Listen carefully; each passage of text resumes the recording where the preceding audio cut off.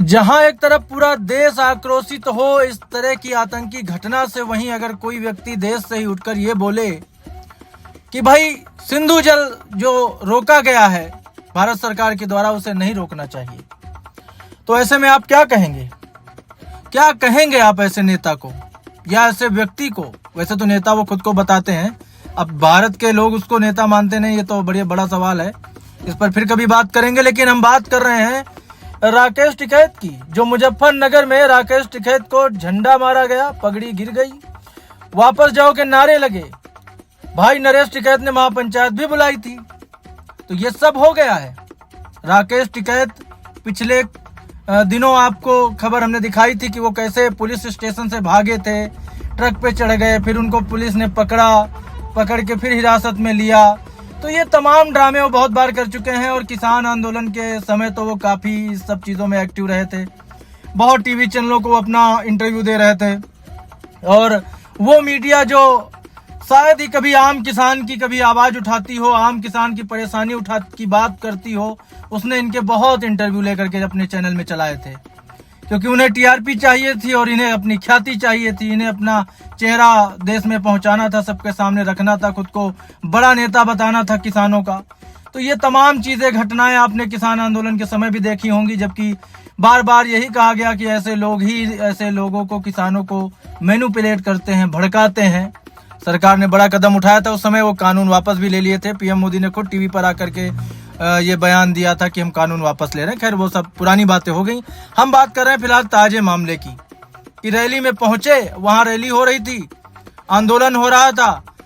ये अपना जो पहलगाम में हमला हुआ आतंकियों का, जिसमें लोगों को, टूरिस्ट लोगों की जान ले ली आतंकियों ने, उस पर वहां पर आंदोलन हो रहा था, लोग इकट्ठा हुए थे, ये भी पहुंच गए।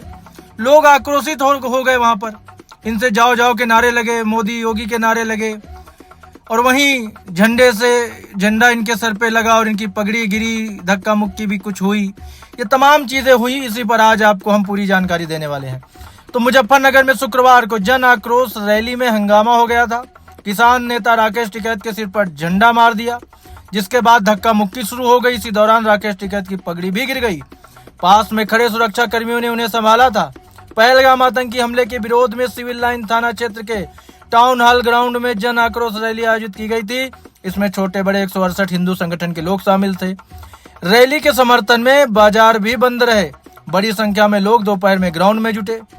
शाम 5:30 बजे राकेश टिकैत रैली में पहुंचे तो उनका विरोध शुरू हो गया। राकेश टिकैत के बड़े भाई नरेश टिकैत ने बयान दिया था कि पाकिस्तान का पानी रोका जाना सही नहीं है, भारत और पाकिस्तान का किसान एक है। इस बात से लोग नाराज थे, जिस कारण राकेश टिकैत का लोगों ने विरोध किया। राकेश टिकैत ने कहा, यह पूरी तरह से एक पूर्व नियोजित साजिश थी, अगर ये वो कामयाब होते तो शायद हमें मार भी देते। यही उनका मकसद था। पुलिस प्रशासन ऐसे लोगों को चिन्हित करे जिन्होंने शराब पी रखी थी। तो अगर आपको लगता है कि राकेश टिकैत जी की ये पहले से सुनियोजित था, तो आप वहां गए क्यों? सबसे बड़ा सवाल तो ये है। वहीं नरेश टिकैत ने कहा, हम अनुशासित है, वरना आज जो घटना हुई इस पर धरती लाल हो जाती। यूपी है भाई साहब, बाबा की सरकार है यहाँ पर, धरती लाल कहाँ से कर दोगे? वो जमाने चले गए जब धरती लाल हो जाती थी। अब कानून का राज है और सब कुछ कानून के हिसाब से ही होता है। वहीं जीआईसी मैदान में शनिवार को 2 बजे महापंचायत हुई और हम किसी से डरते नहीं हैं। हमारी पगड़ी पर हमला हुआ है, अगर बात नहीं बनी तो हम खुद पगड़ी उतार कर रख देंगे। इस परीक्षा की घड़ी है।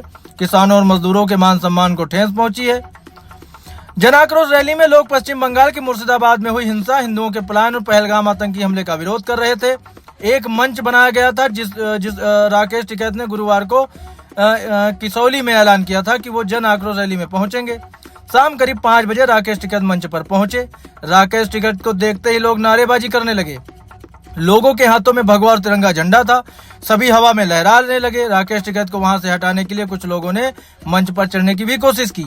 लोगों ने वापस जाओ के नारे लगाए। राकेश टिकैत मंच से नीचे उतरकर भीड़ को समझा रहे थे। इसी दौरान किसी ने उनके सिर पर झंडा मार दिया।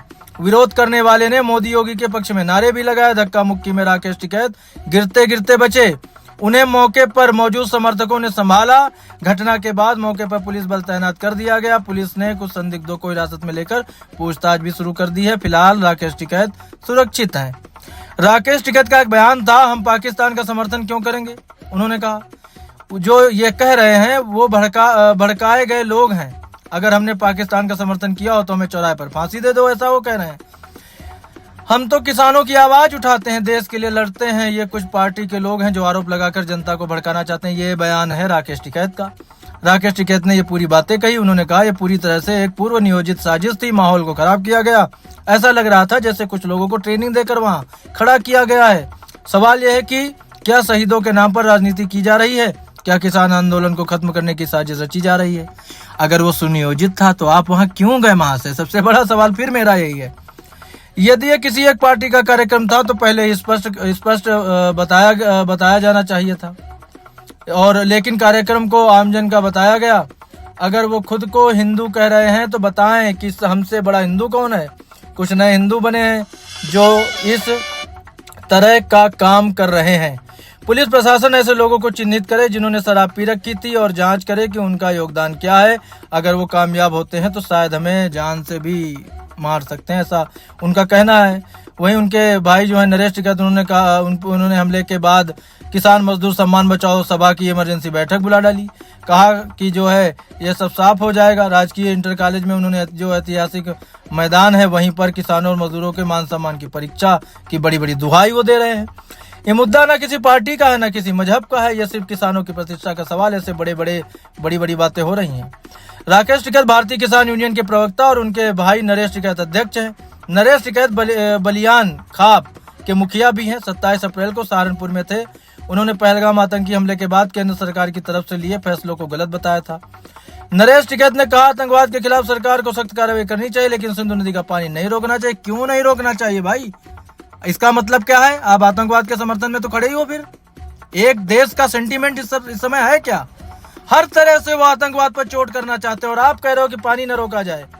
फिर आप कहते हो कि ऐसा क्या किया हमने जो हमारे साथ ऐसा हुआ। किसान चाहे भारत का हो या पाकिस्तान का, वो ऐसा कह रहे हैं कि किसान चाहे भारत का हो चाहे पाकिस्तान का हो, पानी के बिना उसका नुकसान तय है। कुछ लोगों की गलती की सजा पूरी जनता को भुगतनी पड़े, ऐसा ही नहीं है। अरे नुकसान हो पाकिस्तान का, इसीलिए तो सरकार ने पानी रोका है। जिन लोगों की जानें ली गई और पाकिस्तान के साथ जो लिंक है सामने आ चुके हैं, अभी आंखें नहीं खुल रही हैं।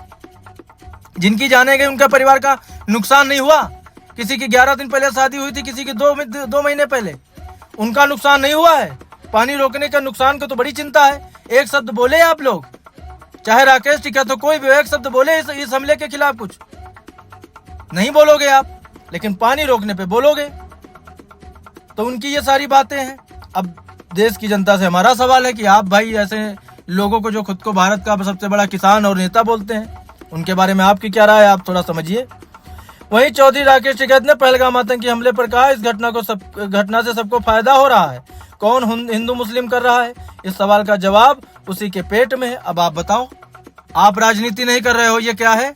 आपको संवेदना है जरा सी कि नहीं है?